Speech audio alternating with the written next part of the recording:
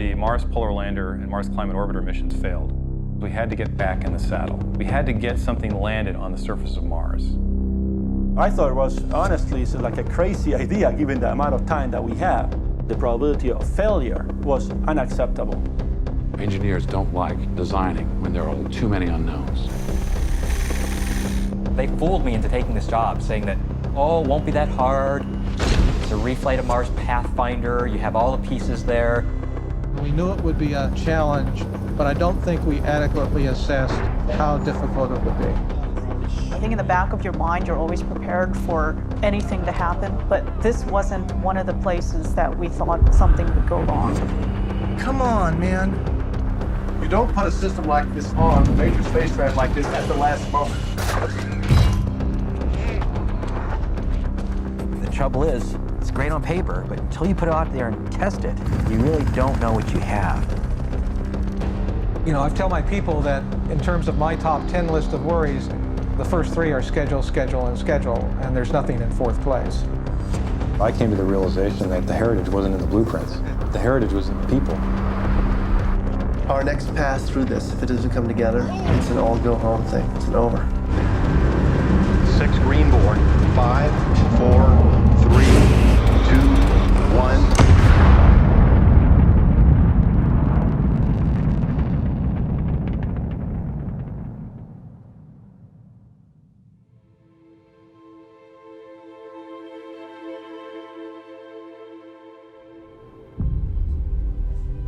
At the end of 1999, the Mars Polar Lander and Mars Climate Orbiter missions failed.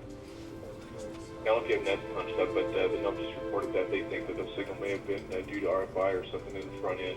They're not seeing that in any of the other spectrums, but they're continuing to look. JPL was responsible for these missions, and that changed everything. There was a loss of confidence. What had to be done was we had to get back in the saddle. We had to get something landed on the surface of Mars.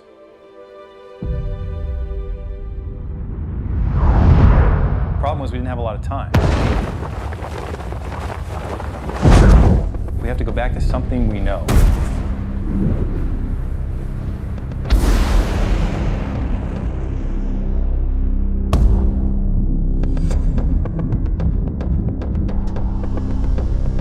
And what we knew is we knew the Pathfinder lander. And because of that confidence, we can do it in a short time. We got to take the Pathfinder lander and stick our rover in it.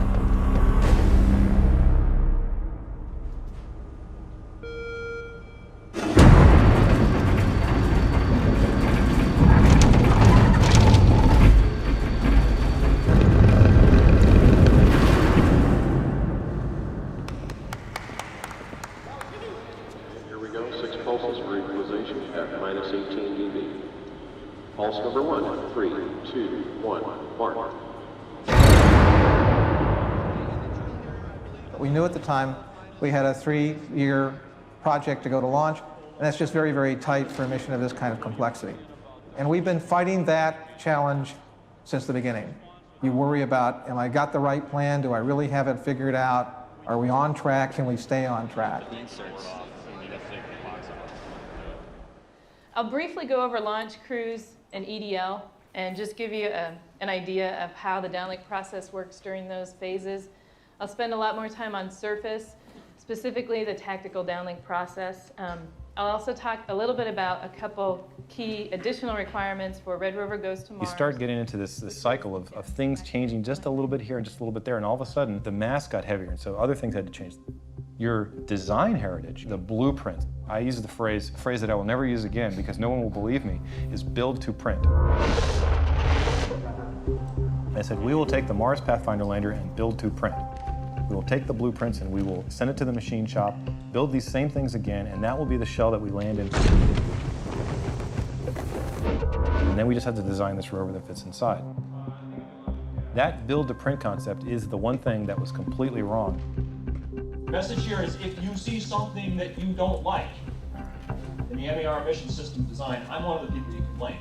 I came to the realization that the heritage wasn't in the blueprints. The heritage was in the people. And the people who had designed this thing before, they've gone through this design work, they've experienced all the difficulties, they know how to solve it. And then we have a final TCM at 48 hours out.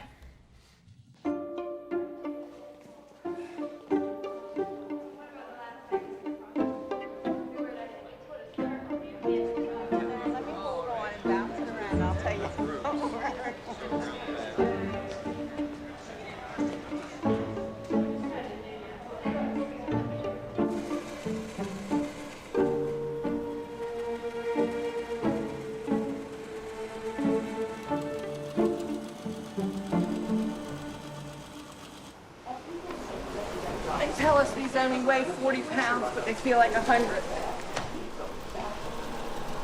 We are building airbag systems to cushion a rover that's going to Mars. Well, we have a deadline to meet for testing, so we have to work a lot of hours and work hard and get it done on time and make it work good, too. A lot of it is sewing through these thick layers. It's very difficult. The stuff we coat it with makes it hard to go through. We've had to get special needles, special machines, and it takes a lot of strength to press it out with your fingers and sew it. I've done both. I've worked suit parts, I've worked gloves, and I've worked these. It's like peas and carrots, you know? Gloves are more delicate, more complicated mentally, smaller. This is physically challenging because it is heavy. We have a lot of questions because in the whole time you're building it, you're wondering, is this going to be right? Is it going to be okay? Is it going to work? You can't imagine the joy. We were jumping up and down when Pathfinder landed and was successful, and that's what we want to bring into this. How would you feel if you knew that something you have actually worked on and touched every day was on Mars? Our names are on Mars because we got to sign the lander panel of Pathfinder. And believe me, we'll have our initials in some of these scenes, too.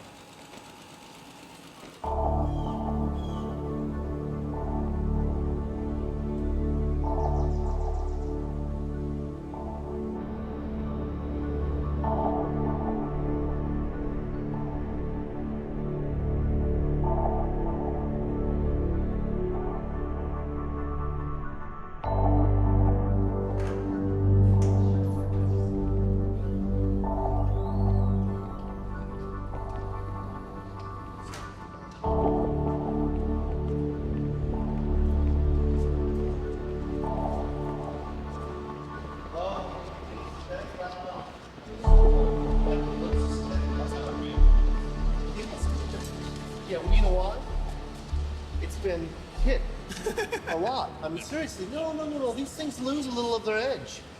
I mean, look, it's got the same texture down underneath where it's never been tested. This is the rock that was causing all the problems in the last test. So we were right up to the hairy edge. We were supposed to just be checking the box. We were waiting to see if we had a working airbag system. It was pretty scary. It's amazing. You never would have guessed that this rock would cause so much trouble. No, it's not. This is sharp.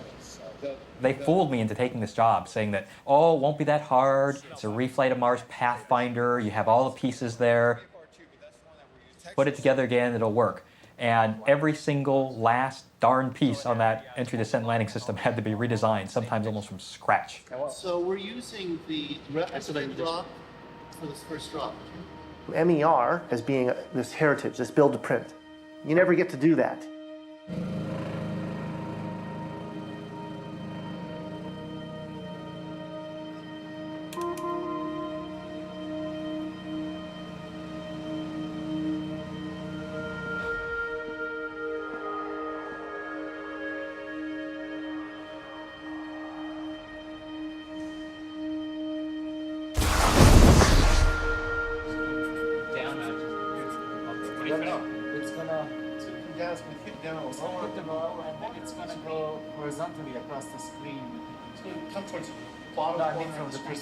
I own the overall system, responsibility, but effectively, I was more of a busybody, getting in Adam Stelzner's way rather than driving the system.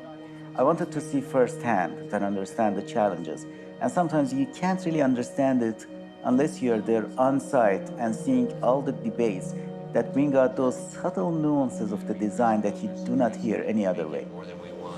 We thought we understood how the airbag system was going to behave. We knew it was marginal, and nobody was expecting it to be robust. But the initial design failed and got damaged in ways we were not expecting.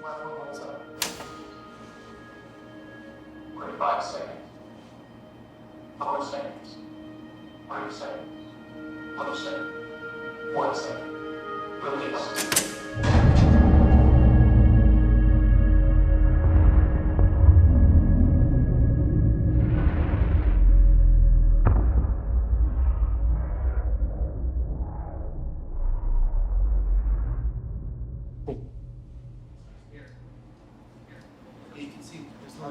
there. Yeah. You can see Today, we tested at 16 meters per second, and it worked.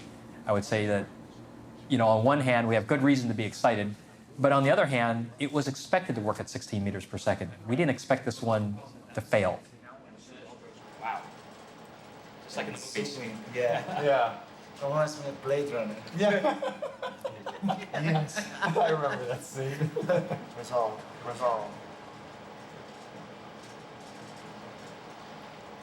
Okay. A little slower. Beautiful. Beautiful. Look at it wrinkling up. Ooh, catching. That is awesome. You can even see a piece of it. Looks like we have a clear. The lighting's pretty hot right there. But that's all right. That's But if you back up a little bit, you can actually see an abrasion layer lifted off. It's just sitting there. That piece of abrasion layer is just sitting there.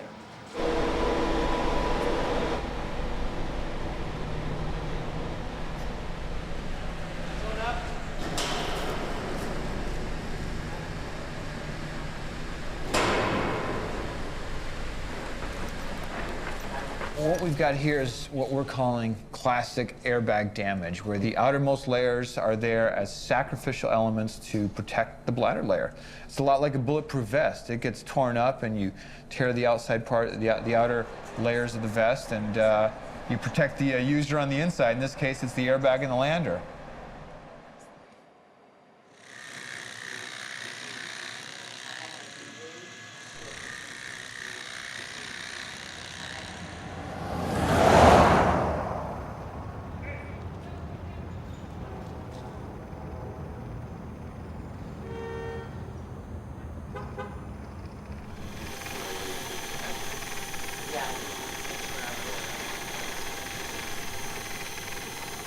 This tool's formal name is the rock abrasion tool. And in NASA, you have to have your name shortened to an acronym. So naturally, that makes us the creators of the RAT. I can't tell you how many suggestions I get almost daily for logos. It's a bit of a joke around here and in the space science community that we are building a RAT.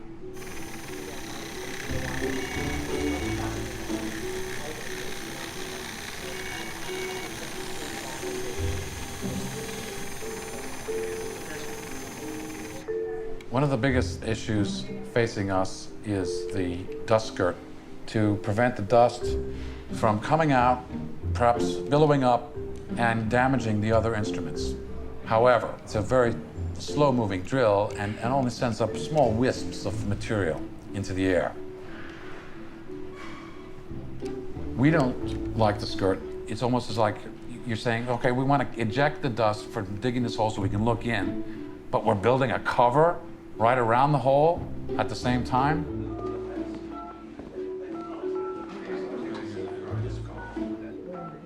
Sorry, your call did not go through. We're losing money on this. Honeybees, John Gitt. I'm here, Steve Condos. Hi, guys. Steve. Yeah. I heard somebody else on the line. Who else is there? Squire said he's in another solid car, but if we yell out and we need him, he'll hear us and come back. Okay. That's right. Well, you know what I recommend though? We go through the report first, and then we usually want. Sure. And then we do who asks questions, what's remaining, okay? Cool.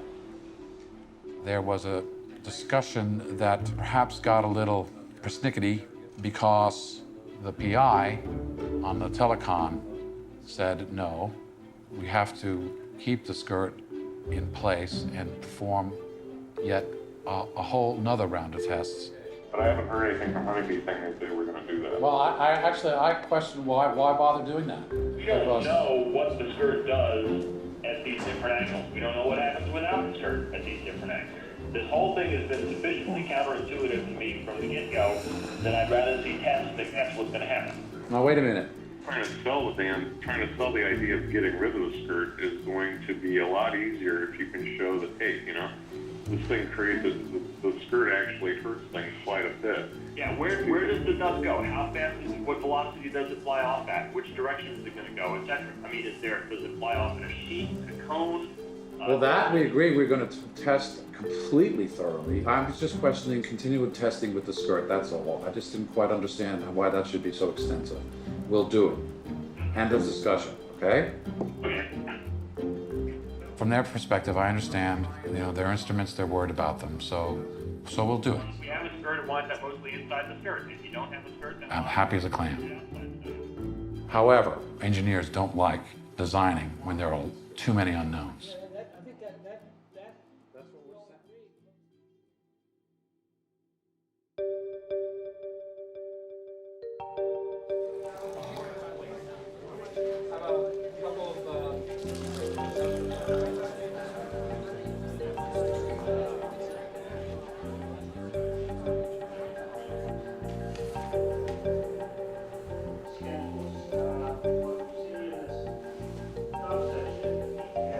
That's the baseline, and everything that these guys talked about is consistent with that budget. There's a list of threats that these guys have come to me with, and they've said, okay, the more structure may be late. The PMA contracted ball may increase.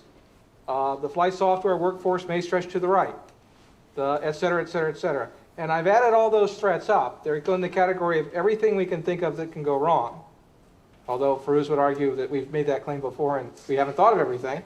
I submit that based on the data I gave you this week, you can't draw that conclusion. Cut to the quick. What is the internal processes in Division 35 to make sure that these promise dates are going to be met? we are holding the subsystems feet to the fire as much as we can. What part of this gives you gas? Where are you concerned? The problem the presentation presents to the board, they can't make a judgment. If they were to make a judgment, they'd say you're in very, very serious trouble.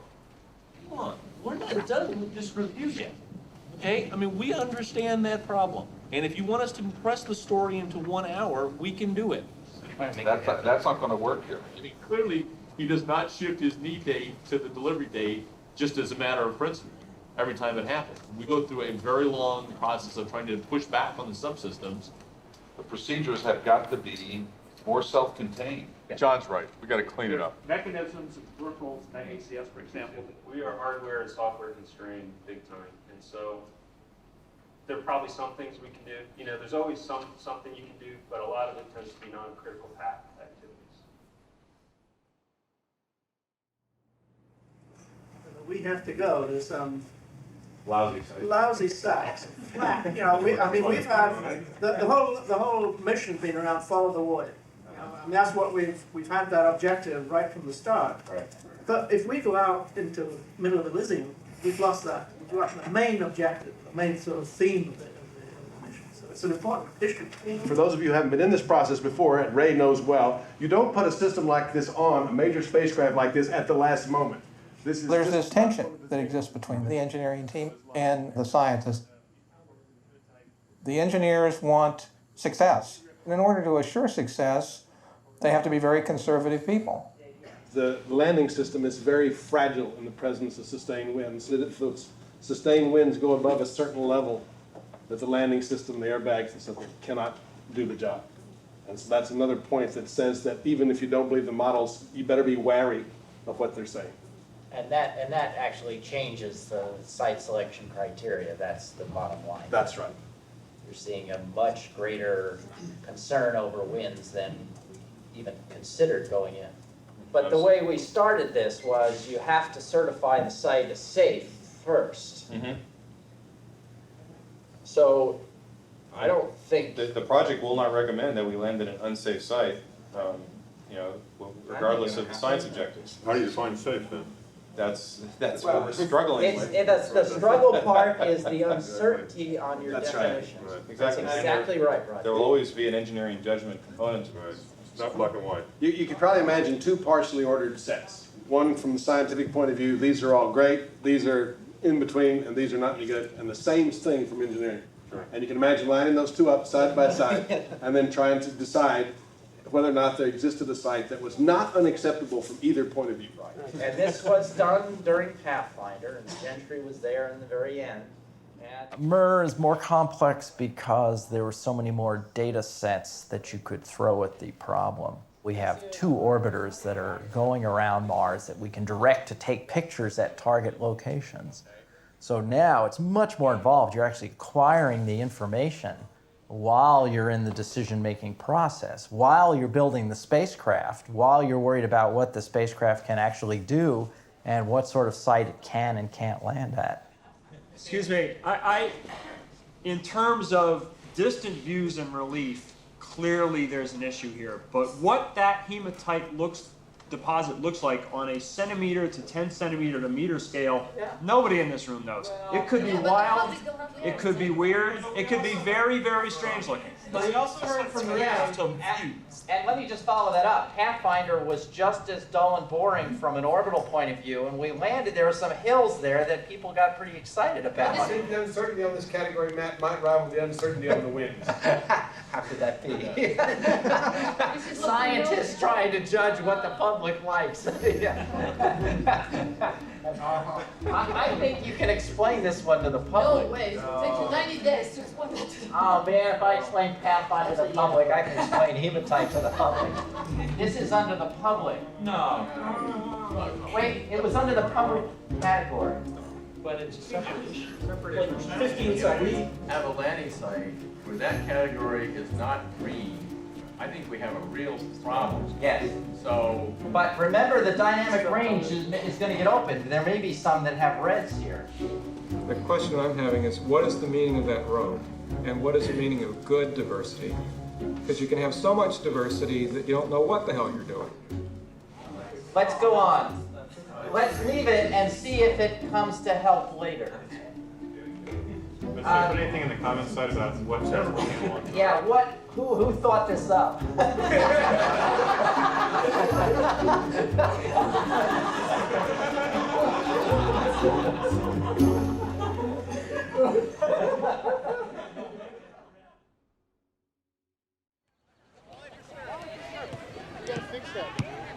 Arthur, can you find one more person?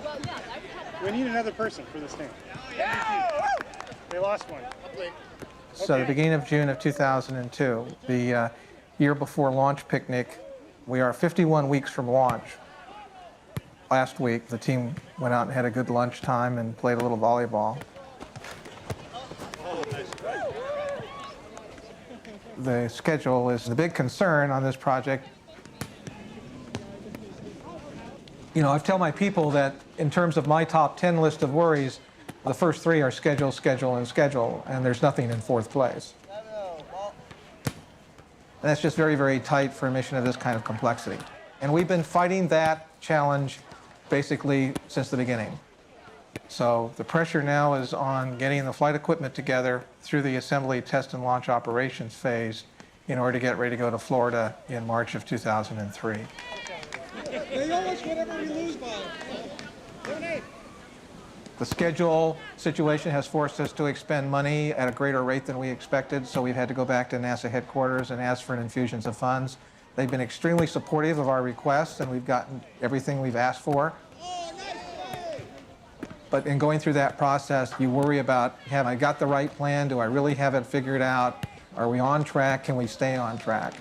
My job is to make sure that the rest of the team, it's a very high caliber, very motivated group of people, can get their job done.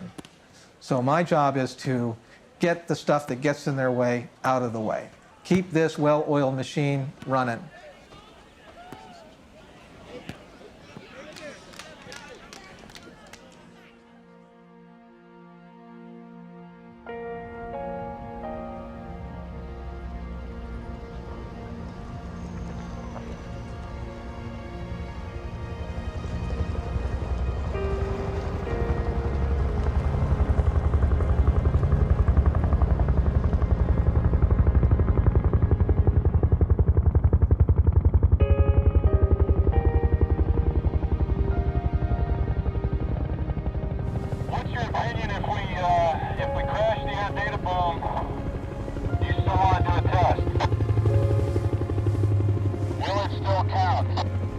I think since this is the 0 degree, it's probably worth doing.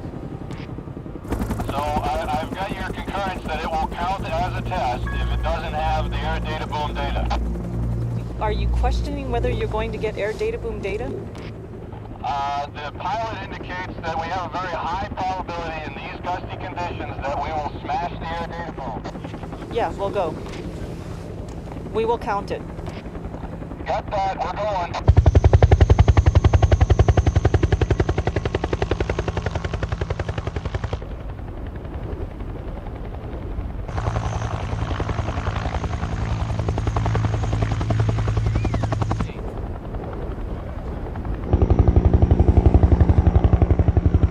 I'm really amazed at the amount of spinning that we're getting.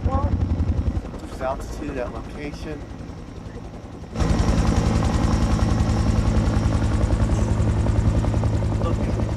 Look at it.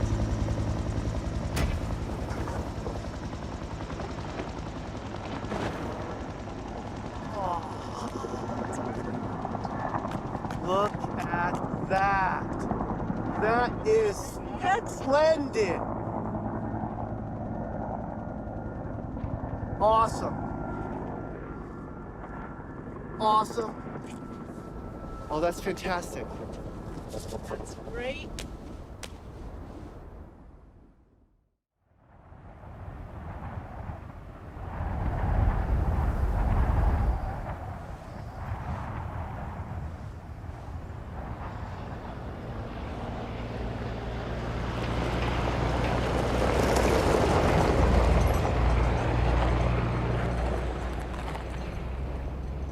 Well, here's the thing too. If let's say this one hits and it's a good test. We quickly found out that we weren't testing them the way they should have been tested.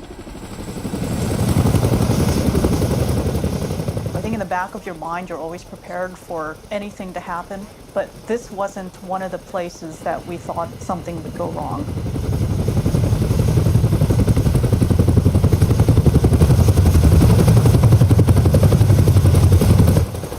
We went back in mid-June and had the very dramatic, complete structural failures. All right.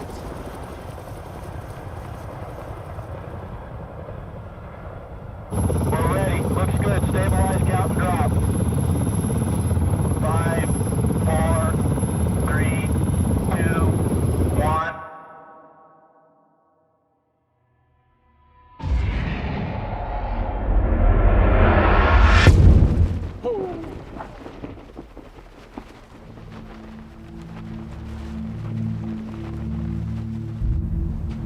It was slightly devastating.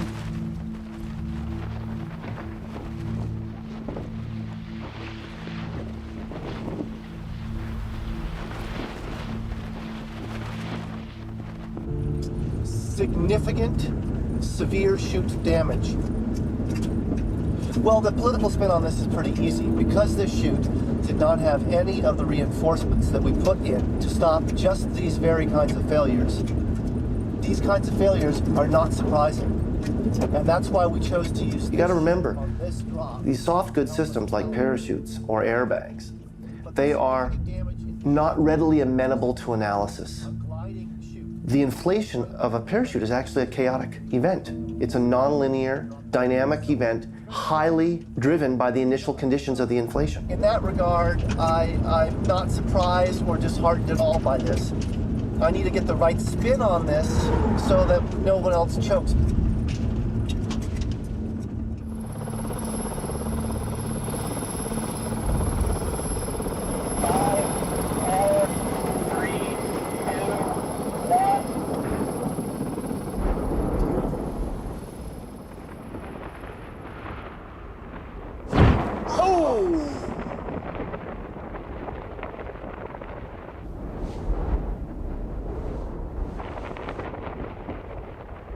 That was of a nature that just makes you're taken aback.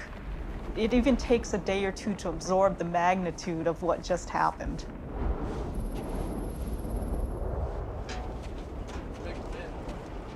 That was rough. First of all, you have to figure out why you have a failure. You have to figure out what your possible fixes are, and you don't have the schedule to investigate this in a more methodical manner that you would like. So we have to change our thinking on most likely the loads. And it didn't look like there was several different types of failure there. I mean, at least to me. To me, it looked like there was. Yeah. But again, I'm looking through a little camera screen. Well, even, I mean, it just, you know. Did you hear it afterwards? Yeah.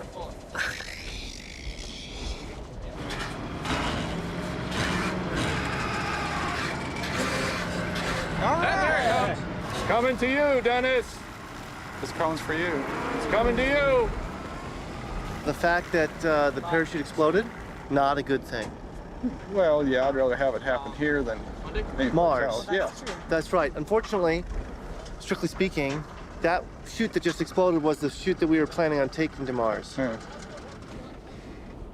Complete structural failures. Repeated, complete structural failures of the parachute. And that was extremely distressful. I mean, that is a sense of panic, like, oh my God, what are you going to do about this?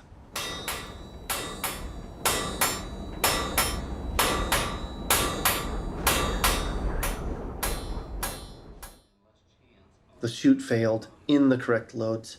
That tells us that we have a parachute that's not up to the job we need it to do.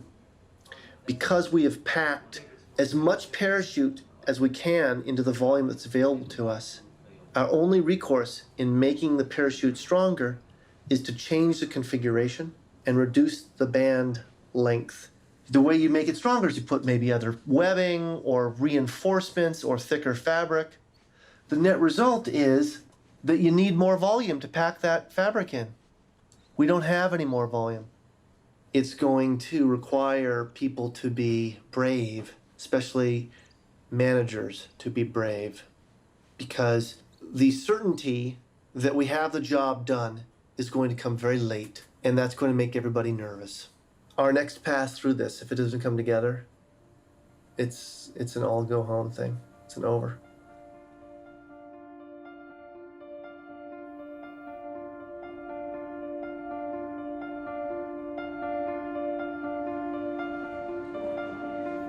About a month ago, we began assembly, test, and launch operations. When the first part of the flight units are, or in our case, engineering models, are beginning to be integrated in the assembly facility where the spacecraft goes together. That's a big deal because it indicates that you now have completed enough fabrication that you can begin the test phase and begin to understand what it is we really have designed and built. And where did we build it a certain way and it behaves in a way that's unexpected, and to fix those problems so that at the end of that test period, we know exactly what the article will do so we can send it to Mars with confidence. We are doing 2 shifts per day. We started that from the very beginning. We knew it would be a challenge, but I don't think we adequately assessed how difficult it would be. I think that's been the biggest surprise. The trouble is, it's great on paper, but until you put it out there and test it, you really don't know what you have. So our electronics are failing at our vibration tests. Sometimes we find out it's a real problem. In other cases, we realize there's nothing wrong with it at all.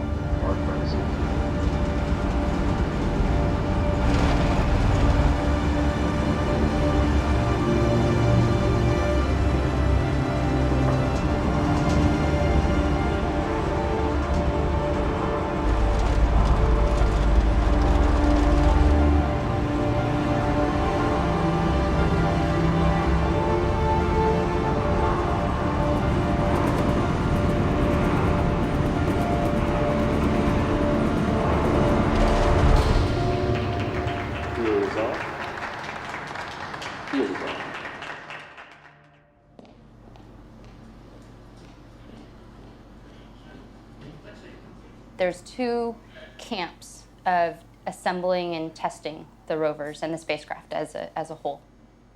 The assembly, test, and launch operations team is assembling the flight hardware, the stuff that's actually going to go to Mars.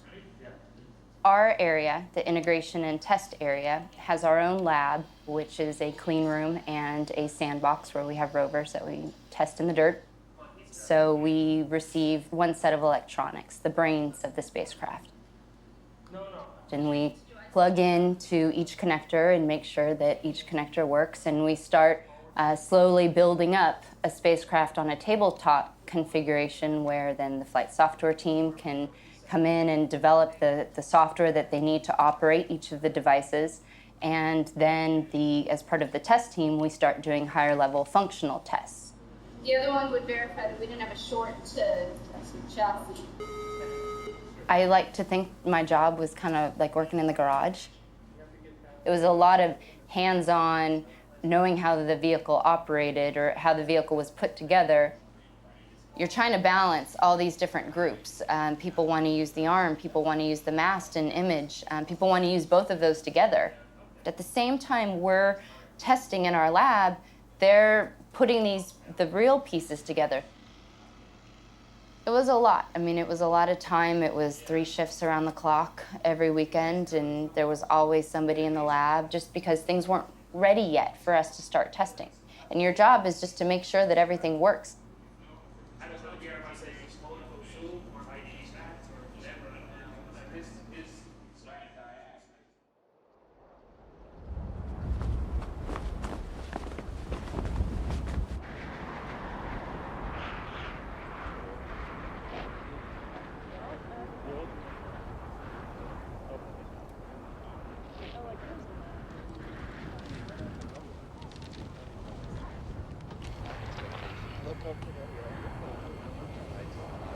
I look at my type, please. Okay.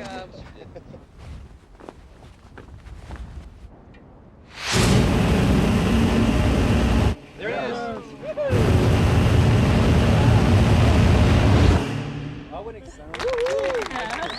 No motion at all. That thing was stable as a rock. A little bit.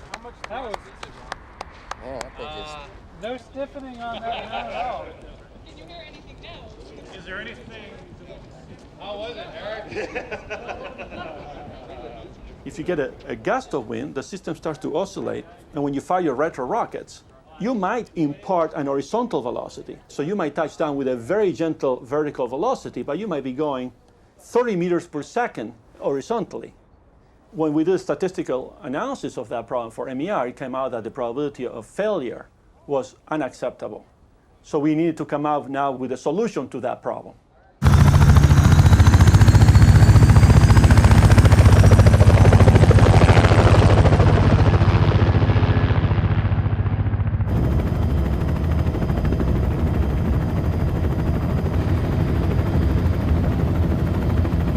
Put a camera and you take 2 pictures, and then you can look at the displacement in the 2 pictures, how much you moved, and you divide it by the amount of time between the 2 images. You can figure out what's your velocity.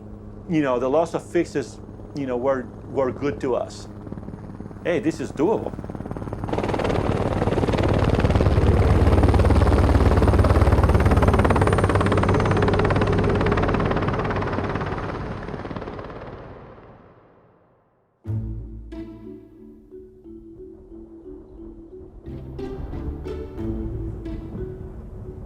We are doing what is our most recent and possibly our last, actually, test taking the FIDO rover out to some mysterious field site, we do not know where. And it's a fantastic site. It's an absolutely wonderful landing site. It's got terrific geology, and best of all, there aren't any bushes.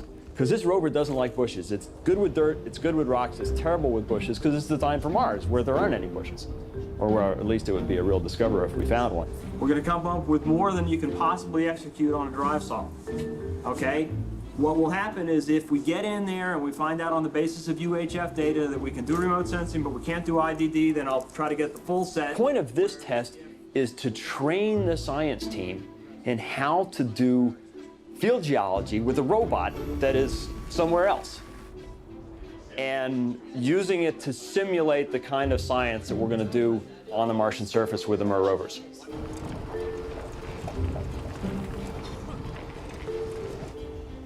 I don't know where we are in terms of latitude and longitude and what state of the United States we're in, but that doesn't matter. What we do know now is we know where we are in some synthetic orbital images. We've got images taken from overhead that simulate the kind of data that we'll have from Mars. The SOWG meeting will begin in here promptly at 8:15. So at 8:15, I want everybody in their seats, in this room, quiet, ready to go. Which rock we choose will be influenced not just by the geology, but also by where we're going to go after that. That's not something that comes naturally to a field geologist. We got to stay real focused on the task at hand, which is doing the best job that we can for 10 days of really simulating the science that we're going to do on Mars. And you have all the geology? Yeah. I know you guys love the PanCam. Excuse me, can I have your attention just for a moment? Yeah. I know you guys love the PanCam panorama, but don't forget one thing you've really got to focus on is what the next solid's going to be. So be looking at the current location front has cam so you know what's in your work body. Okay? Good. We have 1, 2, 3, 4. Probably want to get this thing here. Hey folks, anybody's got questions, issues on how to do naming of things? Roxana Wales here is our expert. Go to her for advice. Okay?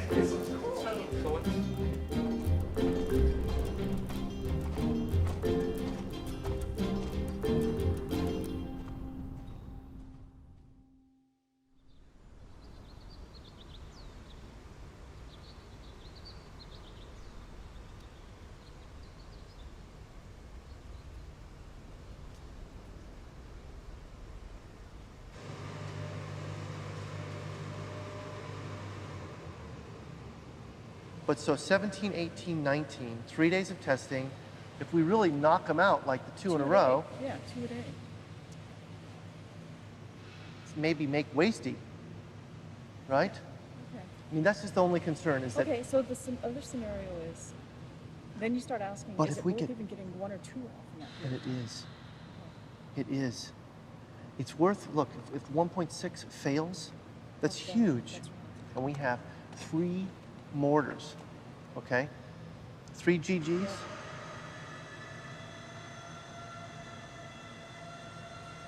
Lay the parachute out like this, and we're simply going to be relying on the friction with the floor to keep it from sucking the lines into the death zone. I mean, what I'd like is to make it full inflation at center of the Well, then thing. you just gotta, but you gotta just You calculate. can't hit the top of the wall. So you gotta stay safely off the top of the wall, and that's it. You go that high, boom.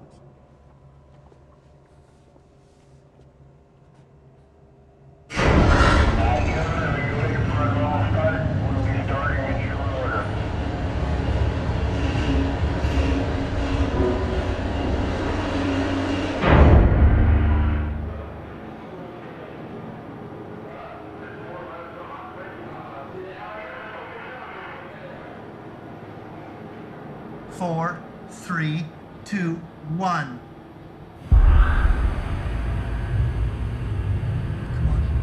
Come on. What is that? What is that? What is that? Come on, man.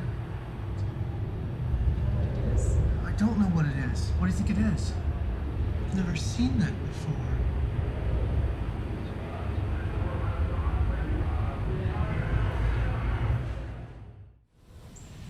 We are mobilizing or scrambling all forces to have a discussion at 12 p.m. Pacific on this subject. What?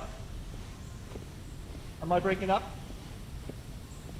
At any rate, yeah, but it is a, it may be a function of the geometric porosity, the gap size.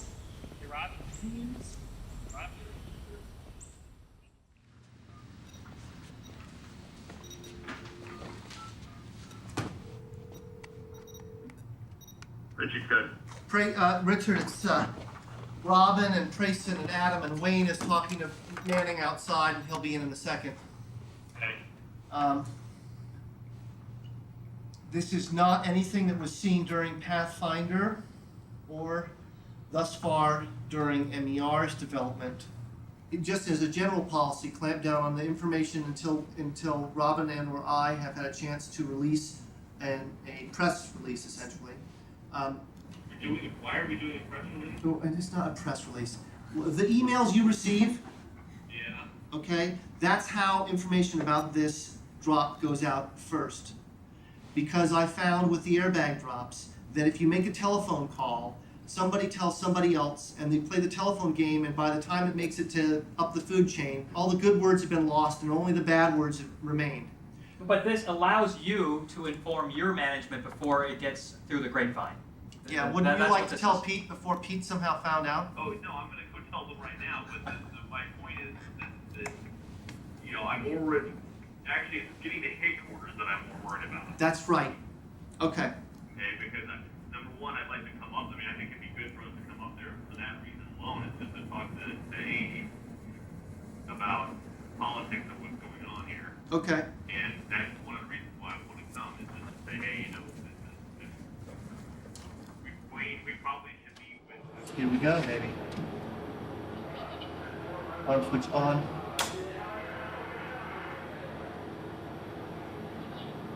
Two, one, fire. There it goes. Look at that. Beautiful. Beautiful. Beautiful. Beautiful. That is awesome. That was perfect. Center of the thing, everything awesome, awesome, awesome. Oh, this is so great. Yeah, this is totally cool. So great. Ah, we are so stoked. Oh, that's really nice.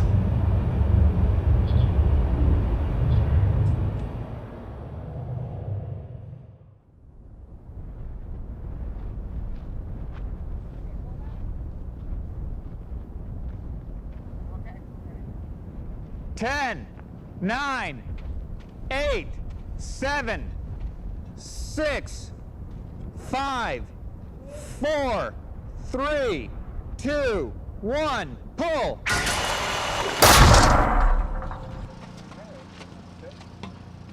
Damn it! 5, 4, 3, 2, 1.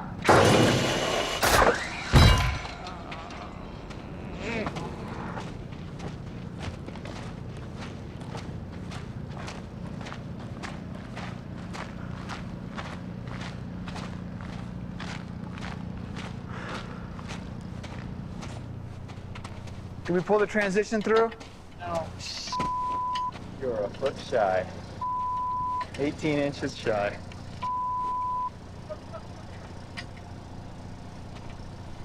As soon as the transition got to the first roller, this broke. Probably a spike in load due to the fact of trying to push all that extra around that roller. Yeah, it's Oh my goodness gracious, look at that. That's so weird. I hope we do. Hey babe. How are ya? Oh really? Oh, no. Things are couldn't be going any worse. Yeah. Oh, no, that's not clear. We're gonna decide the next half hour here what we're gonna do. And I'll call you when I find out. I love you. Bye. Oh, my little transition joint. Why couldn't you have gone a little further? You made it. Oh. Well, it made it.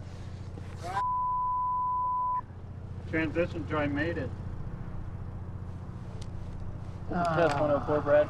That was 104. We got to get this thing fixed because we don't have a mission without this device. Yeah, please. We just got to test some more. Can you put this on a CD for me and let me take it home? This movie? Tonight?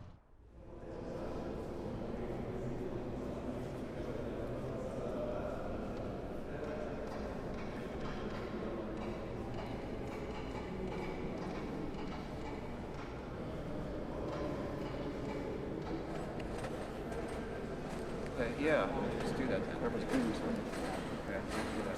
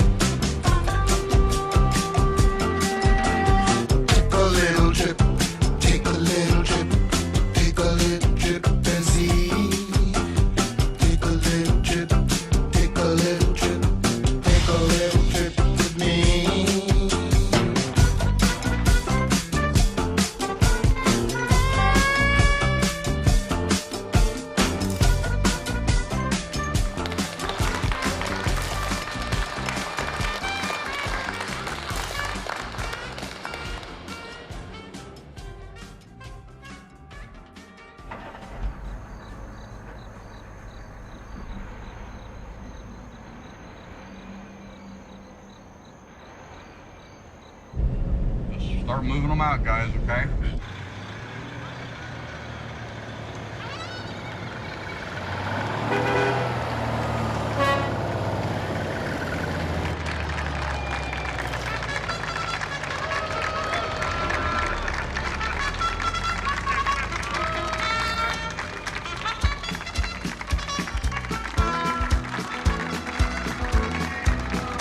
On the road again. Just can't wait to get on the road again. We're clear for takeoff. The life I love is making music with my friends. And I can't wait to get on the road again. Smile, guys, you're on candid camera. On the road again. Copy that, Pathfinder. Going places Next stop, that Kennedy. I've never been. Seeing things that I may never see again. I can't wait to get on the road again. On the road again. Like a band of gypsies, we go down the highway. Where the best I hope I don't get sentimental here and break up on my last convoy.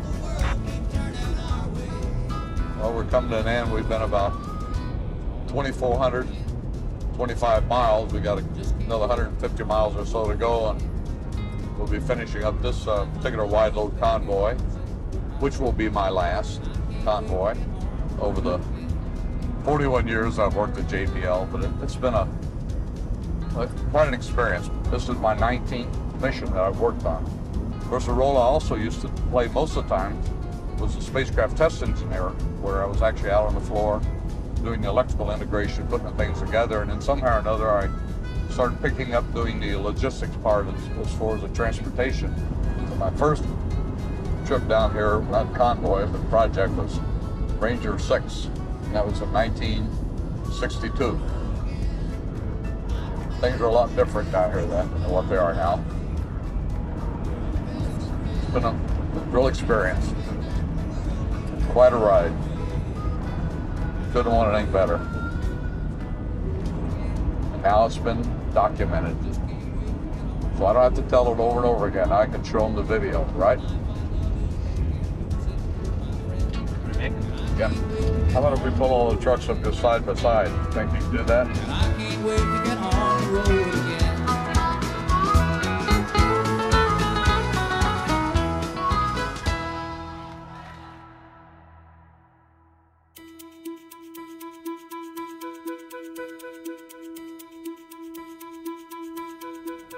Rolling? Here we go. Okay.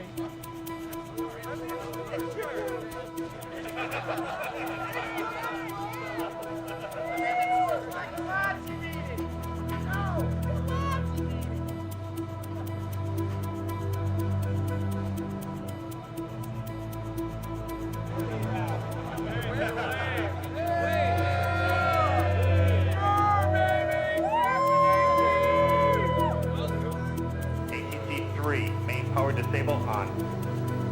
On 35 seconds. Electronics go. And hydraulics go. T-minus 30 seconds.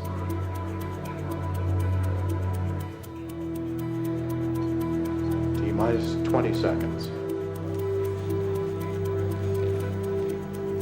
T-minus 15.